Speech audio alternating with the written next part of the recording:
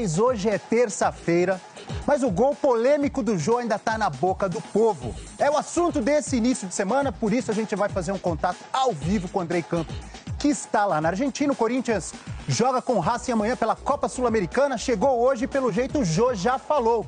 É isso mesmo? Boa tarde, Andrei. Oi, Abel, muito boa tarde também para você que está ligado no Globo Esporte. A gente fala de Buenos Aires. Hoje eu que vou te deixar com inveja, viu? Na capital argentina, a temperatura na casa dos 18 graus, tem sol e foi com esse clima que o Corinthians chegou por aqui por volta das 10h30 da manhã. Um pouco depois, cerca de 1 hora mais tarde, os jogadores vieram para este hotel que fica na região central de Buenos Aires e quem parou para conversar com a imprensa foi justamente o atacante Jô. Ele conversou mais um pouquinho sobre a polêmica do fim de semana, o gol em que ele marcou com o braço. Vamos ouvir o atacante corintiano. Depois que eu saí do jogo, realmente eu não tinha visto a imagem, não tinha visto o gol, né? E depois chegando em casa com mais tranquilidade, eu pude ver que a bola realmente tocou no braço. Mas eu quero deixar claro que em nenhum momento eu quis trapacear, em nenhum momento eu tive a intenção de fazer o gol, até porque meus 19 gols que eu fiz foram com puro trabalho, puro suor, com dedicação. Quem realmente me conhece sabe que em nenhum momento eu queria fazer alguma sacanagem, né? É claro que gerou polêmica, né? Devido que alguns acham que poderia ter assumido, mas se eu tivesse a convicção eu falaria. Não tem um porquê esconder algo. Então mas é só pra gente realmente dar um ponto final nessa história que gerou polêmica normal, mas que nenhum caráter, nenhuma conduta minha fora de campo põe em jogo numa simples jogada que, como aconteceu comigo, poderia acontecer com qualquer outro jogador. Esse caso ganha uma repercussão um pouco maior justamente em função de você ser um exemplo desse histórico com o Rodrigo Caio, da postura que você tomou naquele momento. Em função disso, a repercussão passa a ser maior, isso você entende? Eu entendo perfeitamente, porque como eu aplaudi e achei fantástica a atitude dele, talvez uma grande maioria gostaria de ver a mesma coisa, mas foi situação diferente. Uma jogada que ali eu queria fazer o gol, eu sou atacante, a gente passando um momento difícil na partida que a gente gostaria de ganhar os 3 pontos, eu me atirei na bola. Em nenhum momento eu fiz um movimento de jogar a mão primeiro, né? Então é claro que todos gostariam que eu chegasse ali e falasse, não, foi mão, tá, pô, que atitude nobre do jogo. Se eu tivesse acontecido isso mesmo, eu falaria, né? Algumas coisas que me deixou chateado só foi de julgamento sobre o meu caráter, né? Minha conduta fora de campo. Não é um lance desse que vai manchar. Então eu tenho certeza que eu tenho apoio de todos, alguns jogadores me mandando mensagem, enfim.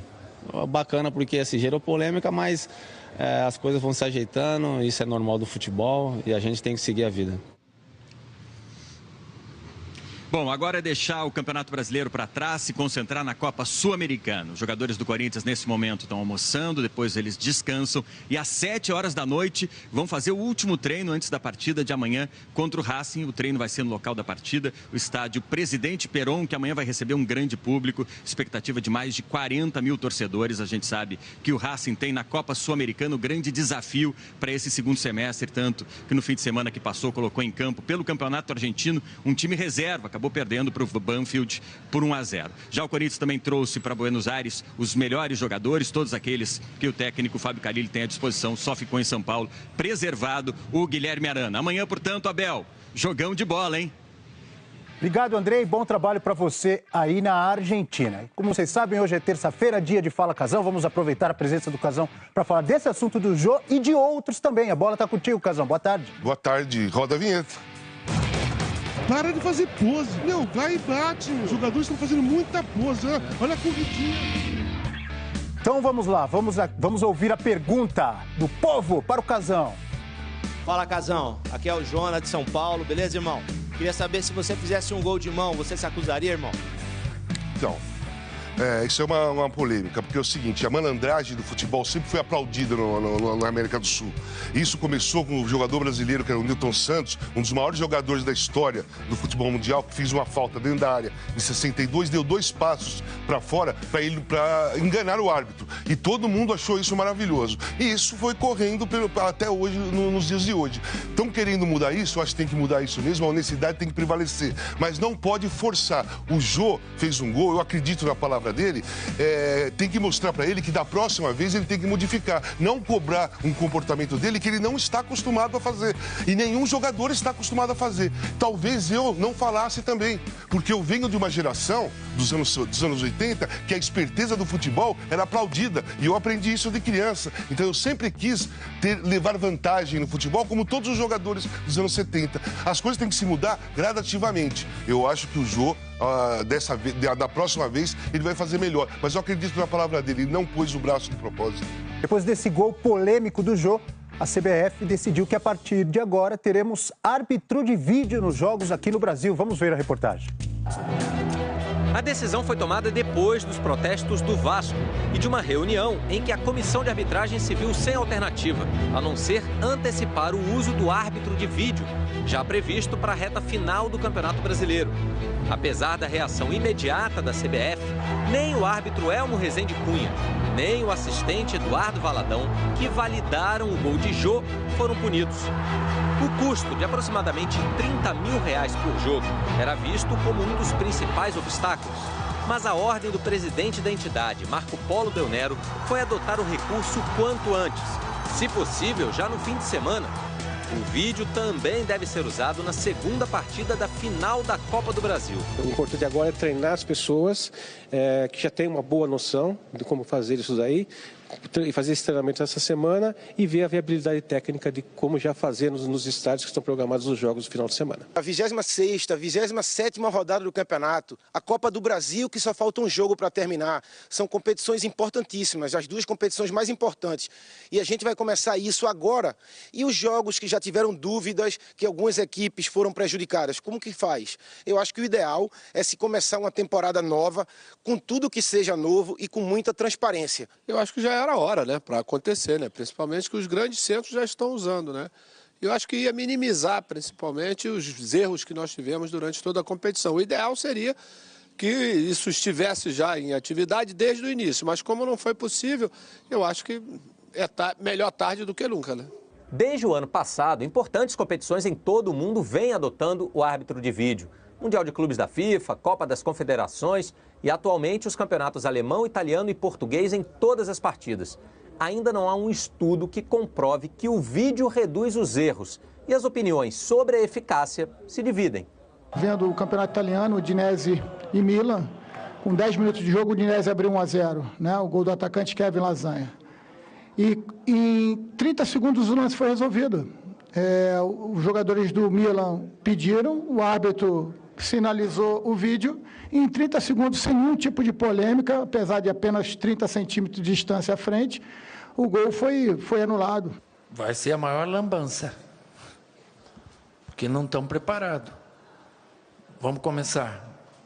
Eu posso pedir o árbitro de vídeo? O meu capitão pode pedir? É só o juiz pode pedir? Quantos pedidos são? 1, 2, 3... Em que critério é esse para usar o árbitro de vídeo? Um árbitro de vídeo entrar na 15ª rodada, faltando para acabar o campeonato? Por quê? Porque teve um erro crasso na última? Espera o ano que vem, começa zerado o ano que vem, explica bem certinho as regras. Como é que vai fazer uma coisa que não tem regra? E o tempo? Vai demorar 1 minuto e meio, 2, 3 minutos? Pode o jogador ir pressionar os árbitros quando eles tiverem... Ou vai dar cartão para o jogador? Qual é a regra? Em algumas dessas competições, assim como no Campeonato Pernambucano deste ano, mesmo com o uso do vídeo, houve lances em que a decisão final do árbitro foi questionada. A operação exige a presença de pelo menos mais 4 pessoas numa sala com monitores. Eles analisam lances como gols em impedimento ou irregularidades como mão na bola, se a bola cruzou ou não a linha, se houve pênalti ou não, e jogadas em que cartões deveriam ou não ser aplicados. E ainda em casos onde o árbitro possa ter aplicado a punição a um jogador que não cometeu a infração. O jogo está muito rápido e o olho humano, às vezes, não percebe determinados lances e a câmera de televisão mostra todos os lances por vários ângulos. Fica mais fácil. Mas, mesmo assim, o árbitro de vídeo tem que ser muito bem treinado, a sua equipe, para que tenha agilidade, para que o jogo não fique parado muito tempo. Hoje, uma reunião vai discutir se é ou não possível implantar o vídeo já nesta rodada. Eu acho muito legal, acho que tem tudo para ajudar o futebol, mas só acho meio estranho assim no meio da temporada. O que você acha, Casão? Nossa, que polêmica, você viu? Opiniões diferentes, o Juninho pensa diferente do Júnior, eu penso igual o Juninho e penso igual o Cuca. Por que agora? Espera começar a preparar, explicar como vai ser usado, de que forma vai ser usada para os treinadores, para os jogadores, ficar uma coisa bem definida e aí sim colocar. Agora vai se colocar porque teve um erro no domingo passado, mas quantos erros que aconteceram para trás? Aconteceram tantos erros no Campeonato Brasileiro, da mesma importância que o do Jô, e ninguém quis colocar o árbitro de vídeo, vai se colocar agora por causa de um erro depois? Então eu acho que está errado. Tem que se começar a se preparar para o ano que vem. Ok, vamos falar de um outro assunto agora. O Supremo Tribunal Federal derrubou exigências da lei que criou o Profut, o programa de refinanciamento das dívidas dos clubes de futebol. Os clubes que não estivessem em dia com os impostos federais poderiam ser punidos com rebaixamento. Mas o ministro do STF, Alexandre de Moraes, entendeu que elas eram exageradas e poderiam ferir a Constituição e derrubou as exigências em liminar. Ou seja, nenhum clube vai ser rebaixado se deixar de pagar impostos. A decisão vale até que seja confirmada ou não em plenário. Outras informações no site Globoesporte.com. Amigos, Globo Esporte de volta com mais uma pergunta para o Casão. Vamos lá. Fala, Casão. Meu nome é Thiago. Eu gostaria de saber se o Dorival Júnior pode utilizar o episódio do Rodrigo Caio com o Jô para motivar o time do São Paulo. Não, eu acho que ele não vai pensar nisso, não. O São Paulo teve uma pequena melhora domingo, mas ainda mostrou muita fragilidade. O Dorival vai focar em preparar o time, em escalar o time certo, o esquema tático certo, tentar levantar a moral do jogador, a autoestima do jogador. Não vai ser esse episódio que vai ajudar. Vão ser outras coisas. O Dorival é bem inteligente, sabe o que vai fazer. Mas como estamos falando do Tricolor, vamos lá para o CT do São Paulo. Agora sim, o Renato Peters vai trazer as informações do São Paulo que venceu o Vitória no domingo, folgou ontem e voltou a treinar hoje, já pensando no clássico. É isso, Renatinho. Com você.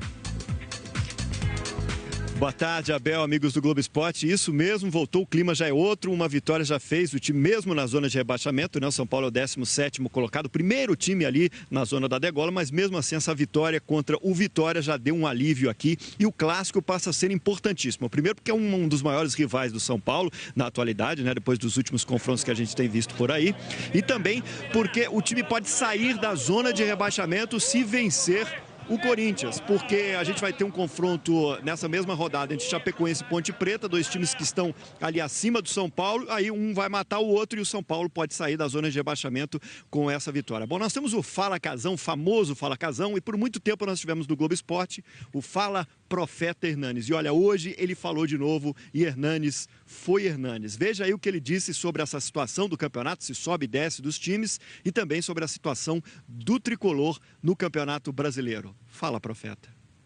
O campeonato, como eu tenho falado, está muito embolado e ainda vai existir muita surpresa nesse campeonato, muitas surpresas, pois quem pensou que já está salvo, não está não. E quem pensou que está definido a posição lá em cima, também não está. Está muito embolado. Então, é a consistência de resultado, não é uma vitória que vai nos garantir nenhuma situação. É uma consistência de performances para conseguir os resultados. Muito profético. O Hernanes, então, está de volta, um dos principais jogadores do Tricolor para esse confronto. O técnico Dorival Júnior, que tem essa semana toda para treinar. E tem a volta do Jusilei e do Edmar, que cumpriram suspensão na última partida. O Araruna também, que estava lesionado, estava treinando hoje pela manhã aqui. As informações, então, do Tricolor, Abel Neto, o nosso enólogo. Muito obrigado, Renato Peters, bom trabalho aí com as informações do Tricolor e do Morumbi. Vamos falar agora do Santos, que tem um jogo decisivo, importante amanhã, contra o Barcelona de Guayaquil. A torcida do Peixe está otimista, por outro lado preocupada, porque tem os desfalques importantes. O Renato Curi traz pra gente as informações do Peixe. O sentimento por aqui é uma mistura de otimismo com preocupação. Otimismo, porque o Santos é o único time invicto na Libertadores e conseguiu um bom resultado no Equador na partida de ida, empate por 1-1.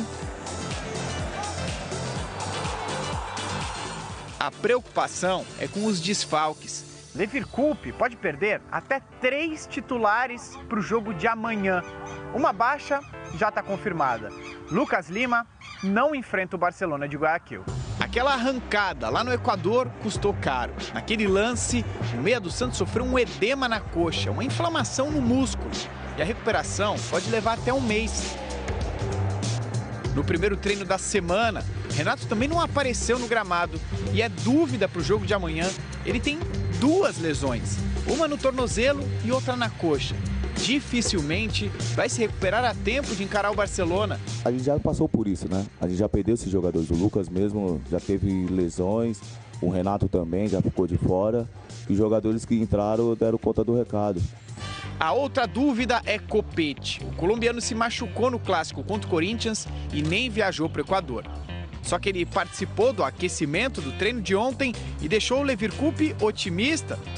Já basta a dor de cabeça de ter que mexer em 2 posições no mesmo setor. Jean Mota e Vecchio são os favoritos para substituir Renato e Lucas Lima. A gente tem que estar atento. A gente tem que estar atento porque o jogo ainda está aberto, né? Nós temos uma pequena vantagem, que é o 0-0, que a gente classifica. Mas com o apoio do nosso torcedor, a gente espera aí conseguir essa classificação para a próxima fase. E vamos trabalhar para isso. Que a Vila Belmiro vai estar cheia amanhã, isso já é certeza. Contamos com todo o torcedor, já esgotaram os ingressos, agora a gente vai procurar fazer o nosso melhor dentro de campo e eles ali incentivando para a gente conseguir essa classificação. Mais uma pergunta no Fala Casão. Fala Casão, meu nome é John. Você acha que o Santos tem chance de continuar na Libertadores da América? Claro, muita chance. O Santos é um dos favoritos, na minha opinião, a ganhar a Libertadores. Só que o jogo é muito difícil. Eu fiz os jogos do Barcelona contra o Palmeiras e vi que o time do Barcelona é muito perigoso fora de casa. Mesmo com a vantagem do empate, o Santos tem que ficar esperto. Principalmente que não tem 2 jogadores importantes, né? O Vecchio é o ideal no lugar? Eu acho que é o ideal. O Vecchio, se voltar o Copete também, a equipe se fortalece. Mas o Lucas Lima é um dos melhores jogadores. Inclusive, aquela posição é rara. Jogador de armação, de criatividade. Quase no futebol não tem. O Santos tem um. E o Renato, para mim, é um dos maiores jogadores assim do Santos nos últimos tempos. É aquele que organiza e sai a bola redondinha. Perde muito o Santos. Fala, Casão. Aqui quem fala é o Luan. Você acha que o Neymar chegou agora no PSG e já tá querendo sentar na janelinha? Isso é boa. Então, por esse estilo, por esse ritmo, por essa fala, eu acho que sim. Eu acho que sim. E já era óbvio para mim que ia ter problema com o Cavani. Desde da primeira rodada, eu tô acompanhando o Campeonato Francês. Já teve 4 pênaltis e a situação foi a mesma. O Cavani pega a bola, o Neymar vai lá e o Cavani não deixa bater. Agora, o que me deixou surpreso negativamente foi o comportamento do Daniel Alves na hora da falta. Né? Que ele pegou a bola, não deixou o Cavani pegar para entregar ao Neymar, aí já começa a se formar uma panelinha contra o Cavani.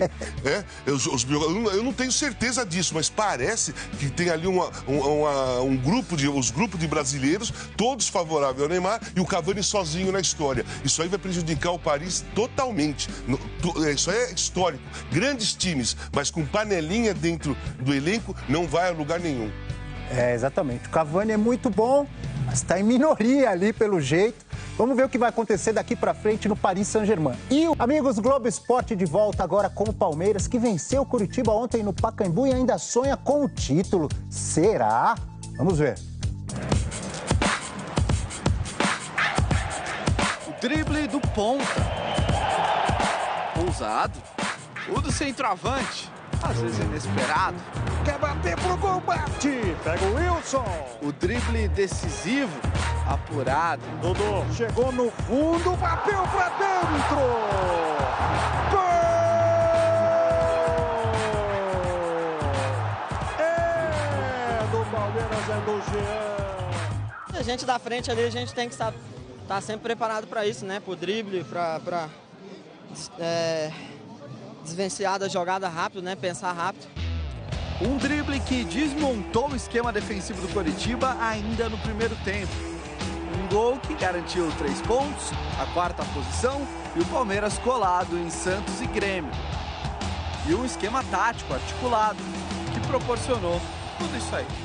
Quando você entra com uma escalação com Tietê, com Jean e com Moisés, o Dudu pela direita e o Keno pela esquerda, a figura do Jean vai dar para o Dudu toda a liberdade do mundo para ele flutuar, para ele sair da marcação do lateral esquerdo e flutuar como um meia, tendo a cobertura do Jean. Você consegue criar um círculo de jogadas maiores de criação do que ter propriamente um meia. E essa figura do Jean nos deu isso e ele foi premiado com um gol. Gol de centroavante, né? É, a característica que o Cuca pede pra gente chegar na área, né? E foi ali um elemento surpresa, né? Funcionou tudo como o Cuca planejou. E as chances apareceram. 16 finalizações. Pelo que criaram os atacantes, era jogo para muito mais. Só que os goleiros Fernando Praz e Wilson, inspirados, também mostraram a criatividade deles. E ó, driblaram um placar maior. Ficou aí no 1-0 mesmo. Quando o Praz pediu atenção para essa bola na área, estava 0-0 ainda no placar. Praz! Que defesa do Praz na cabeçada do Alisson Maia. O Wilson pegou essa do Dudu logo depois do primeiro gol e evitou o 2-0. Escapou, invadiu, bateu o Wilson. No segundo tempo, uma defesaça para cada lado, muito repertório. Bola vem para a área, o desvio, Praz! Mesmo 13 pontos atrás do líder Corinthians, a meta agora é driblar a matemática. Eu tinha uma vez 1% de chance lá no Fluminense de escapar da segunda divisão e nos agarramos naquele 1%. E cada vez que eu vou para o Rio e vejo uma faixa assim, na torcida do Fluminense, escrito 99 não é 100, aquilo responde por si só. Então, se nós temos 1% de chance, a gente tem que lutar por esse 1, para ele virar 2, 3, 5, 10, fazendo a nossa parte. Não adianta torcer para os outros não ganhar. A gente tem que fazer a nossa arrancada.